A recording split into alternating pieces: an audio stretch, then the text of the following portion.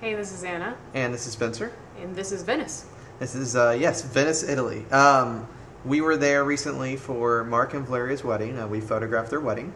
And so since we were going there, we went, of course, a little bit early and decided to go by Venice. Yep.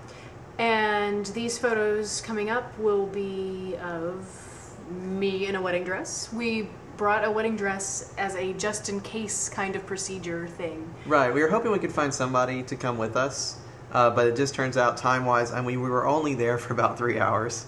So we just decided to say, forget it. We're just going to have Anna in a dress and just get some great photographs. And it was just for the fun of it.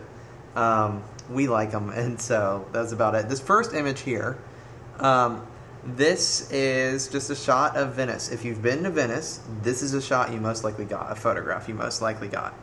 And now that's because this is the first major bridge that you come to when you enter Venice. So right here to the right, this is the metro sort of area. Back here is kind of where you park, and down this way are just thousands of tourists. Right. And so we were looking for a place that wasn't totally clogged and crammed full of tourists, which was a little difficult to do, but we found a little place about maybe a quarter of a mile, half a mile in past this point. We didn't really go that far in because we were there at 5:30 and Right. we were losing light rapidly. Very rapidly. So we did go in though. Anna went ahead and changed into her wedding dress ever so carefully. Yes. You went like around a corner and I went into a I little don't know. alleyway and I strategically changed, you know, the shuffle of pulling the shirt out from under the dress and all that good stuff. So this is this is the location that we found. This is before we started bringing out a softbox, and this is a closer up, just natural light alleyway that we could find. So then, of course, we brought in a softbox, and what this does, this is similar to what we used in our parachute and a few other shoots as well. A softbox helps you control the light and control where it's going, as well as soften the light that's coming from the flash. So right here, you can see the softbox. Eventually, it'll actually become crisp. But you can see the softbox, and you can see Anna, and you can see how over here there's pretty much no light coming from it. But at Anna and right against this wall, you can see a good bit of light coming from it.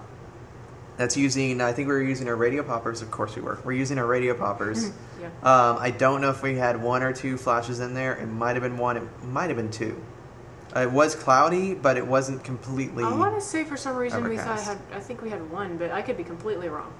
Anyway, the only reason you bring 1 over 2 is just to give that much more light out of it. It doesn't change what the light looks like at all. It just changes the power that you can have. So these are a few photographs. We're just going to go through them. They're all of Anna, obviously. I don't look as good in a dress, but really it's that once Anna's in her makeup and everything, if she puts the camera up to her face, the makeup rubs all over the back of the camera, and then I have to deal with that, and it's just not very good. Well, it's not nice for me either, because then I have a bright red nose because all Right. my makeup rubbed off onto the back of the camera. We tried to bring minimal equipment while bringing everything we'd want to use, which is a little difference there. So we had one Well, camera. that softbox folds down in an umbrella fashion. Yeah. So, you know, That's it's true. pretty small. So this is just the overall scene. Of course, the softbox is still right over here. You can barely see the edge of it right there. But this is just the overall scene of where we were. This is, of course, a nice shot here. We have the softbox again to the right. There's a gondola back here, another gondola. There's a guy in that. He's just chilling. But then we have about 7 tourists all right there. Right, and they would come in spurts, and then if we were there in that particular spot for about 2 hours, about an hour and a half of that was waiting for people to pass by. Right. And they would get around to maybe the spot where these people are at the top of the bridge, all of a sudden realize that we're taking photos, and then stop. And Spencer was obviously getting a wider shot than that, and we would just be like, keep on going, and they'd be unsure, and then Right. it takes a lot more time, but It's okay. Yeah. We would wait until times like this. I mean, still there are a couple people there, but I don't think it's as noticeable. Maybe it adds to the charm of the photograph. this was probably the most dramatic example, though. This yeah, one. here's this one, and then the next one right there. That's great. So let me see. If you see that again, absolutely no one around here at all. And then the next one, you have a whole slew of people all around Anna. It was pretty great. I felt like I was in the way, but I really couldn't move in that dress. So. No. So again, just more photographs of Anna, just looking good in Venice. Thanks. Well, I like the gondolas here in the background. I just like that there were some coming by. Sometimes they come out of this. What is it? An alleyway? Canal. Canal. That's right. It'd go down the canal. So that was pretty nice. And there's this guy in the background this the whole time. Later, he let me get in his gondola to take photographs of Anna, which I didn't show because they really weren't that great. So.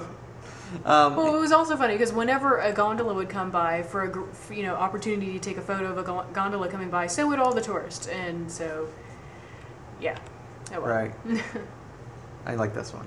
Thanks. Anyway, here's the guy back there. You can kind of see him, and there's Anna. I like the next shot, but it has people in it, and that kind of kills it for me, especially the blue. Spencer doesn't like it when people wear blue shirts. He thinks they stand out more in photographs. For photographs, if they're wearing blue shirts in general, that's fine. I think red is more distracting. Maybe, but blue. I mean, a blue shirt, yeah, in a photograph when everybody else is in white or black. Yeah, it's not very good. Maybe red too. All right, so these are two again. The soft boxes off to the right. You can kind of see a little bit. The next one over, you can kind of see a kid. Kids do their own thing in Europe if you haven't been there before. They're just kind of running around. They just go around, yeah. I mean, this is their home city. Who knows where that kid lives. But I had to watch our gear, too. So I'm on, of this canal. Let me see if I can see a wider shot of it as I get rid of all the shots. All right, a wider shot of this canal. So you can see right here, this is two sides of the canal, obviously on the farther side.